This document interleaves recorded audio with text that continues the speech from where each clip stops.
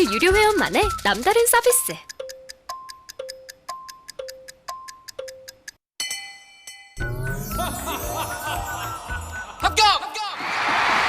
합격하고 돈도 받는 혜택. 오직 에듀윌 유료 회원에게만. 무료 합격!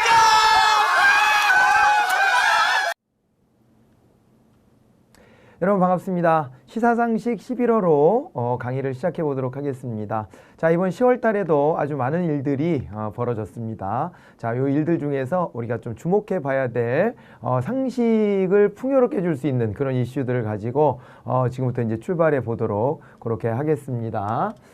자, 이제 먼저 우리 이제 정치행정 관련된 이슈들을 가지고 이제 이야기를 좀 나눠볼까요? 자, 이제 국정감사가 이제 시작이 됐습니다. 그런데 이제 21대 국회가 올해 이제 5월 말에 출범했기 때문에 이게 첫 국정감사가 스타트됐다 이런 얘기가 나와 있습니다.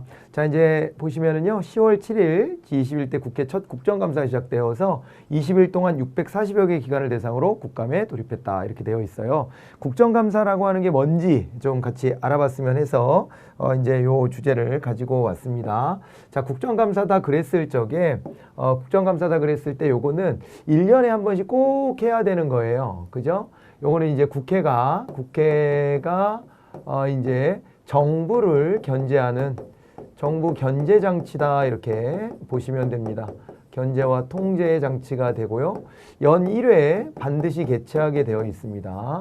연 1회 반드시 개최하는데 원래는 이제 정기회가 시작되기 이전에 마무리를 져야 돼요. 정기회 이거는 9월 1일부터 개회하게 돼 있는 건데 정기회 개회 전에 이제 실시를 해야 합니다. 하지만은 이제 이게 다만 어떻게 되냐면 정기회 개회 전에 하는 것이 원칙이지만 정기회 개회 이후라 할지라도 언제 이것을 이제 할 수 있냐면은 정기회 기간 중에 이제 할 수 있는데 정기회 기간 중에 실시가 가능한데요. 다만 이렇게 이제 실시하려면 어떻게 해야 되냐면은 요거는 이제 본회의에서 의결을 해야 돼요. 국회 본회의 전체 의원들이 모여 있는 본회의 있죠? 본회의 의결로서 이제 정기회 기간 중 실시하는 것으로 결정할 수가 있는데요. 글쎄 뭐 제가 머리털라고 봤을 때는 9월 정기국회 이전에 마친 적은 없는 것 같아요. 제 기억으로는. 네, 그래서 항상 정기회 기간 중에 실시를 하고 있고 올해처럼 추석이 지금 9월 말에 끼어 있는 경우에는 이게 10월 달까지도 이렇게 넘어와서 정기회가 이제 정기 기간 중에 국정감사가 이제 실시가 됩니다. 그러니까 국정감사가 좀 늦은 거죠. 10월 달까지 넘어왔기 때문에 상당히 국정감사가 늦었다라고 볼 수가 있고 그 다음에 있잖아요. 요게 이제 국정감사 때 하는 게 뭐냐? 이거 뭐 나랏돈 이제 쓰는 그 기관들을 대상으로 해서 돈 잘 쓰고 있냐? 뭐 또 일 잘하고 있지? 이런 것들을 이제 따져 묻는 거예요. 이제 국회의원들이 공격수가 되고 요 피감 기관들이 있잖아요. 640여 개 기관이 이제 수비수 역할을 하는 겁니다. 네. 그래서 이게 아주 큰 이벤트 같은 것이고요. 그리고 요 이제 피감 기관들은 아주 긴장되는 그런 이제 시간이라고 하지 않을 수가 없습니다. 국정감사는 또 한편으로는 야당의 시간이다. 이렇게 얘기할 정도로 또 뭐 여당도 원래 공격수를 해야 되는 거지만 여당 같은 경우에는 아무래도 이 피감 기관하고 일단은 같은 편을 먹고 있는 상황이기 때문에 야당이 이제 진짜 그야말로 제대로 된 공격수로서의 역할을 하는 것이고 그 다음에 이제 여당 같은 경우에는 같이 어떻게 보면은 이제 피감기관 편에 서 가지고 요거를 좀 이제 카바를 쳐주려고 하는 그런 경향도 좀 보이게 되죠. 자, 그래서 여기 보면은요. 여기 나와 있습니다. 한 해의 정책과 예산의 집행 타당성을 감사하는 제도다 이렇게 되어 있어요. 미국에는요 국정감사 제도가 따로 없어요. 그래가지고 필요하면 국정조사권을 발동해서 사안별로 국정조사를 진행하는데 우리나라는 국정조사권도 가지고 있습니다. 그러면서 국정조사권도 있고 국정감사권도 있는 거죠. 근데 국정감사가 이제 활발해지다 보니까 국정조사라고 하는 것은 그닥 그렇게까지 많이 활용되는 그런 제도는 아니죠. 국정조사를 하겠다 그러면 보통은 항상 그래요. 야당이 하자 이렇게 하고 여당은 왜 그것까지 뭐 할라 해 이런 식으로 이제 방어를 좀 하죠. 자, 이제 그런 경우에 있다는 것도 한번 봐두시고요. 자, 그런데 뭐 매년 미성년자 보유 주식이 어떻다, 부동산이 어떻다, 뭐 또 범죄 현황 같은 게 어떻다, 뭐 이런 것들의 자료 등은 숫자만 달리해서 맨날 매년 반복된다. 맹탕 국감에 일조한다. 뭐 이렇게 국감에서 한마디로 지금 이제 뜨뜻미지근하게 이렇게 좀 흘러가고 있다. 뭐 이런 얘기죠. 그 검찰총장만 굉장히 좀 부각이 됐고요. 그건 또 언론의 관심사다 보니까 생중계도 또 해주고 뭐 그래가지고 시청률이 10%까지 육박했다. 그래서 윤석열 국감 아니냐 뭐 이런 얘기도 막 나오고 있는 실정입니다. 그러니까 뭐 다른 또 커다란 뭐 빅 이벤트 더 큰 어떤 그 이슈 뭐 이런 게 빅 이슈 이런 것들이 별로 나오지 않았다라고 하는 거죠.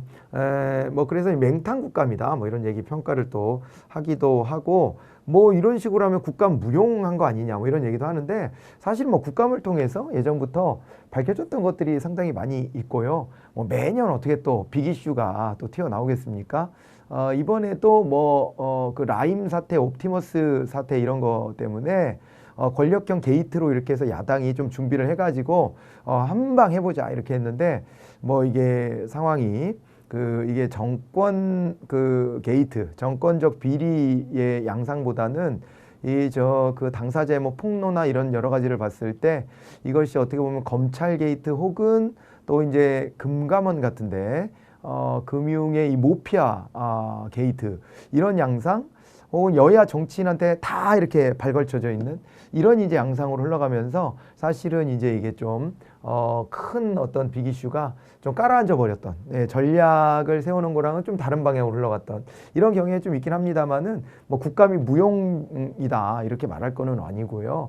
그리고 또 이제 국감을 통해서 또 사실 한번 이렇게 아까도 말씀드렸지만 정부 견제와 통제가 제대로 또 이루어진다라고 볼 수가 있고 원래 취지가요. 왜 이거를 정기회 개회 전에 실시하는 걸 원칙으로 하냐면 이게 우리 예산제도에서 봤을 때 9월 2일까지 예산안이 국회로 넘어와야 돼요. 행정부로부터. 그래서 이제 예산안을 우리가 이제 심의하기 전에 국정감사를 한번 해놓자 이런 취지입니다. 그래서 이게 너무 시끄러운 것만 좋은 게 아니고 거기서 꼼꼼히 좀 따져볼 거 따져보는 시간으로 또 가는 것도 나쁘진 않지 않을까 뭐 이제 그런 평가를 한번 해봅니다. 아무튼 국민 입장에서는 흥미로운 게 많지 않아서 그게 좀 약간 맹탕스럽지 않냐 뭐 이런 이제 생각은 들었다. 뭐 이렇게 보시면 될 것 같습니다.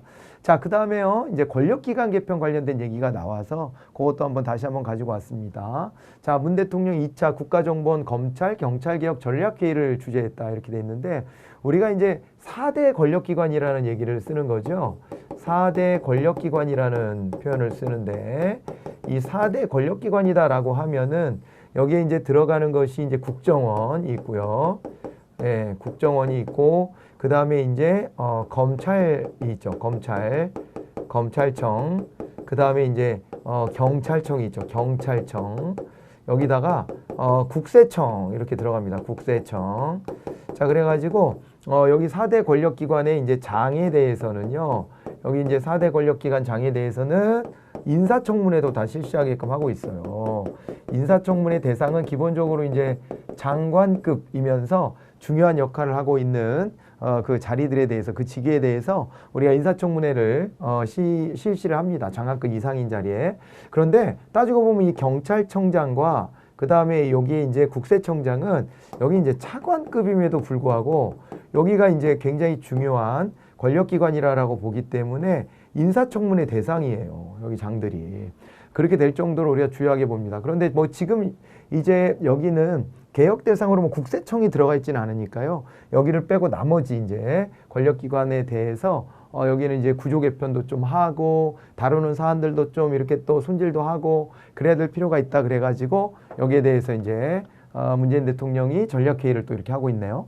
자, 그리고 경찰 수사부서 총괄기구인 국가수사본부를 신설하기로 했는데 이와 관련해서 경찰 수의 독립성과 수사 역량 제고를 위해 매우 면밀하게 설계되어야 될 조직이다. 왜 그러냐면은요. 실제로 있잖아요. 검찰이 경찰에 대해 가지고 어떻게 하고 있어요? 이게 수사지휘권이 있거든요. 근데 이 수사지휘권을 좀 이제 약화시키는 것을 여기 이제 그 권력기관 개혁의 주된 내용이 한 가지로 또 보고 있습니다. 그러다 보니까 경찰이 수사 독립을 제대로 하려면은 그러면은 이 국가수사본부를 제대로 운영해야 된다. 이렇게 얘기를 한 거예요. 왜냐하면 아니 우리가 검찰의 힘이 너무 세져가지고 이 얘기는 뭐 여러 차례 했잖아요. 그래서 검찰의 힘을 조금 이렇게 완화하는 방향으로 가는데 그럼 경찰은 믿을 수 있냐? 경찰은 뭐 국민의 인권을 침해하지 않는다는 보장이 있느냐? 뭐 이런 이제 의구심이 있기 때문에 경찰 스스로도 자기 이 절제 그리고 이제 자기 통제 수단을 제대로 좀 구조적으로 가져야 되겠다 이런 거 아니겠습니까? 그렇기 때문에 이제 국가수사본부의 신설 이런 이 조직 개편을 하고 있는 것이고요. 그 다음에 이제 자치경찰제를 하려고 한다 이런 것인데 자치경찰제는 이제 지금의 이제 경찰 조직을 둘로 쪼개는 거예요. 여러분 뭐 이거는 여러 차례 다뤘지만 검찰 조직을 또 둘로 쪼개려고 하고 있는 거 아니겠습니까? 그래서 이제 공수처 설치를 하는 것처럼 경찰 조직도 둘로 쪼개서 이제 국가경찰이 따로 있고 그리고 이제 자치경찰을 따로 두는 것이죠. 자치경찰을 따로 둬가지고 경찰 권력도 둘로 쪼개는 겁니다.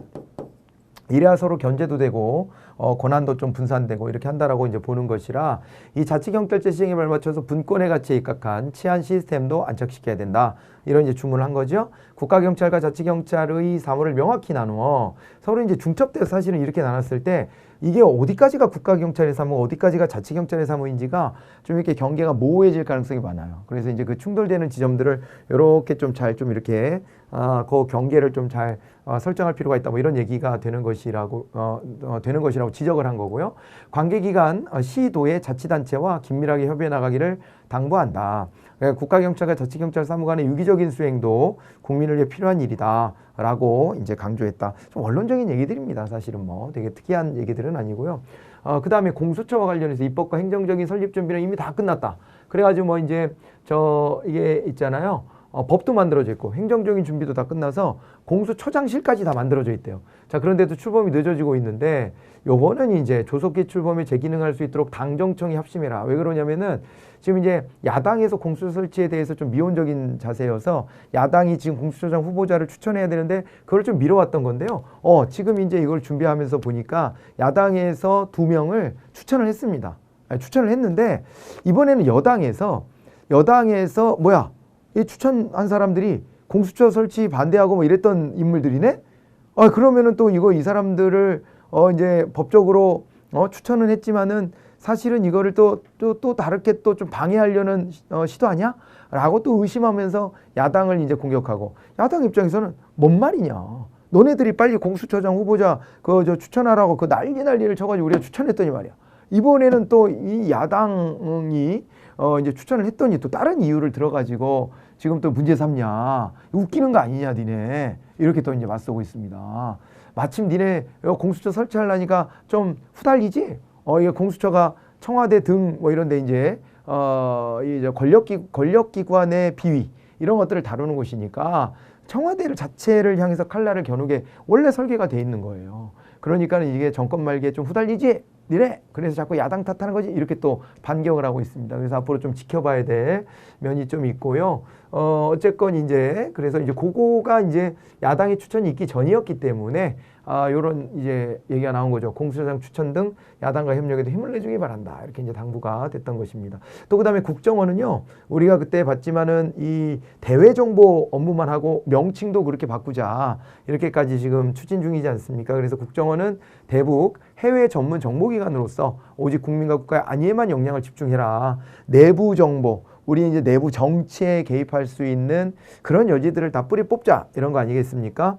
요즘에 보면 국정원에 대해서 국민들의 시야가 달라졌다라고 자체 평가를 좀 했어요. 자, 그러면서 정보기관의 본분에 충실하면 국민으로부터 신뢰받고 소속원들의 자부심도 높아진다. 이렇게 이제 평가했습니다. 이게 이제 가장 하이라이트는 그거였죠. 이명박 대통령 말기에 그 정권 재창출을 위해 가지고 국정원이 나서가지고 댓글 조작을 했던 거, 인터넷에 문재인 빨갱이 뭐 이런 댓글 조작하고 이랬던 것이 좀 너무 충격적이었죠. 그건 이제 선거 개입이었고요. 관건 선거이고. 근데 국정원은 국민을 위해서 복무해야지 특정 정파의 정권 창출을 위해서 노력하면 안 되는 거 아닙니까? 당연하게.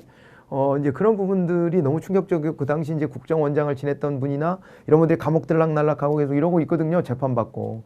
이제 그때 국정원의 신뢰가 너무 바닥이죠. 바닥인데 지금 이제 그런 일들로부터 좀 자유롭게 이렇게 가고 국내 파트를 아예 없애버렸습니다. 국내 정보를 획득하는 파트를 없애버렸기 때문에 그렇기 때문에 신뢰를 좀 회복하고 있지 않냐. 앞으로도 그렇게 나가라. 이렇게 이제 주문을 한 내용이라고 보시면 되겠습니다. 자, 이런 부분이 되고요. 그 다음에 이 아까 4대 권력기관을 얘기했는데 그 위치를 이렇게 좀 말씀드려 보면은 이게 정부 조직에서 이 대통령이 있고 그 아래에 이제 국무총리가 있잖아요. 국무총리가 있을 때 여기 이제 대통령 직속으로 이제 국정원이 있습니다. 국정원이 있고 그리고 이제 국무총리 밑으로 뭐가 있냐면 여기에 이제 부가 있고요. 부가 있고 부 밑에 청이 있고 그 다음에 이 국무총리 옆쪽으로 이제 처가 있어요. 중앙행정기관이라는 표현을 쓰는데 우리 이제 국가의 중앙행정기관은 부처청을 의미합니다. 그런데 이 중에서 이제 국정원은 여기에 있었고 그 다음에 이제 청이 있는데 이 청 단위로 다 있는 거예요. 나머지가 여기에 이제 법무부 밑에 밑에 이제 여기에 이제 검찰청이 있는 것이고요. 검찰청이 있고 그 다음에 이제 또 행안부 있죠? 행정안전부, 행안부 밑에 이제 여기에 경찰청이 있는 것이고 경찰청이 있고 그 다음에 또 이제 뭐가 있냐면 기재부 있죠? 기획재정부, 기재부 산하에 여기에 이제 국세청이 있다. 이렇게 위치를 또 잡아보시면 좋겠네요. 자, 이렇게 봐두시고요. 자, 이제 그러면서 자치경찰제에 대한 설명이 조금 더 들어와 있는데 지방분권 이념에 따라 지방자치단체에 경찰권을 부여하고 경찰의 설치, 유지, 운영에 관한 책임도 지방자치단체가 담당하는 제도인데 자치경찰을 이렇게 그대로 갈 것인지 아니면은 이것을 중앙정부가 컨트롤할 것인지에 대한 논의 중이에요. 네, 지금. 근데 원래대로 우리가 상식적으로 생각해보면 자치경찰제 이렇게 하는 게 맞고 그 다음에 요 사례가 요런 사례가 이제 제주특별자치도에 있단 말이에요. 제주특별자치도에 보면은 여기에 이제 자치경찰단이 있습니다. 여기에 이제 제주자치경찰단이 있고 자치경찰단에 대한 이 총괄 지휘를 도지사가 합니다. 도지사가 하고 그리고 자치경찰단장을 도지사가 임명하는 이런 구조를 가지고 있거든요. 그래서 그거의 토대로 이것이 전국으로 확대되는 것, 요거를 이제 전제로 이제 여기다가 써놓고 있는 거예요. 자, 그리고 이제 어떤 일을 하느냐 이게 보면은요, 그 지역의 생활안전, 지역 교통, 지역 경비, 임무를 갖고 방범 순찰, 사회적 약자 보호, 기초질서 위반 단속, 교통관리, 지역 행사 경비 등 해당 지역과 지역 주민의 치안과 복리를 위해서 이제 활동을 한다. 이렇게 봐두시면 됩니다. 자, 그리고 자치경찰은 경찰력의 운영 상황과 각종 관련 통계를 국가경찰과 상호 공유하는 한편 전시, 사변 등 국가 비상사태나 테러, 대규모 소요 사태 시 경찰청장의 지휘를 받도록 하고 있다. 이렇게 돼 있으니까 요게 이제 다만 이런 이제 비상시국에는 이제 경찰청장 지휘를 받아라. 그때는 이제 협력해야 될 거 아니에요. 그죠? 이렇게 이제 만들어지는 경찰 조직이다. 이렇게 생각하시면 되겠습니다. 자, 이렇게 보시고요. 상가임대차 보호법 개정안이 통과가 됐다. 이거 뭐 코로나 때문에 조금 이제 상가임대차 보호법을 좀 손질을 한 건데요. 지금 이제 보면은 감염법 이런 것 때문에 지금 있잖아요. 현행법률과 시행령에 따라 증액 요구, 이제 임대차 계약을 맺었을 때 이제 임대료에 증액 요구는 최대 5%까지 가능하게 하는데요. 감액 청구권을 이제 인정해 주는 거예요. 임차인한테도. 그래갖고 감액 청구에 대한 별도의 하한 규정은 명시되어 있지 않고, 그리고 임대인이 감액 청구를 수용해야 하는 강제 조항도 두지는 않고 있지만 감액 청구라는 요런 어떤 명시적인 어떤 제도는 들어와 있는 거죠. 하지만은 요거를 좀 문제 삼는 쪽에서는 아니 한 어디까지 이렇게 해서 강제로 이게 하는 게 이게 없으면 그럼 임대인이 그냥 나 싫은데 뭐 이렇게 일십하면 그만이지 뭘. 그렇잖아요. 뭐 얘기가 들어왔지만은 아니 뭐 나는 그런 거 뭐 난 모르겠는데 해버리면 뭐 강제성이 없기 때문에 이게 뭐 큰 의미가 있겠냐 뭐 이런 지적도 있긴 합니다. 어쨌건 다만 임대인이 임차인에게 임대료를 깎아준 경우가 있어요. 지금 이제 코로나 때문에 힘드니까 이렇게 깎아준 경우 기존 5% 상한 규정에 상관없이 향후 증액을 요구할 수 있도록 하고 있다 이렇게 돼 있으니까 요거는 이제 또 무슨 얘기냐면 임대료를 깎아준 경우에는 깎기 이전 기준 정도는 해야 되는 거 아닙니까? 그러니까 깎아준 걸 가지고 다시 5% 상한을 두면은 또 임대인 입장에서는 또 그런 만큼 또 손해를 감당해야 되기 때문에 뭐 이런 부분에 대해 가지고서는 또 예외 규정을 줬다. 그리고 법 시행 후 6개월간 연체가 발생하더라도 계약 해지나 갱신 거절 사유에 해당하지 않도록 특례 조항을 마련했다. 원래는 3개월 정도를 연체가 이제 발생하면 계약 해지나 혹은 갱신 청구권이 있는데 갱신 거절을 할 수가 있거든요. 이런 거랑 유사하게 우리 주택임대차 보호제도도 이제 개정을 한 거거든요. 원래 상가임대차 보호에서 원래 이제 이 갱신을 청구할 수 있도록 해놓고 있어요, 원래. 그런데 그 갱신 거절 사유 중에 3개월 이상 이걸 임차료를 밀렸다 그럴 때에는 임대료를 밀렸다 그럴 때에는 이제 갱신 거절할 수 있는데 코로나지 않냐. 그러니까 6개월간으로 이제 계약 해지나 갱신 거절 사유에 해당하지 않도록 특례 조항을 마련했다. 이렇게 이제 보시면 되겠습니다. 자, 그래서 상가 임대차 보호법 개정안이 이제 통과가 됐다라고 하는 것까지 해서 우리 정치 행정과 관련된 얘기를 마무리를 짓고요. 다음 시간에는 우리가 이제 경제, 산업으로 들어가 보도록 하겠습니다. 수고하셨습니다.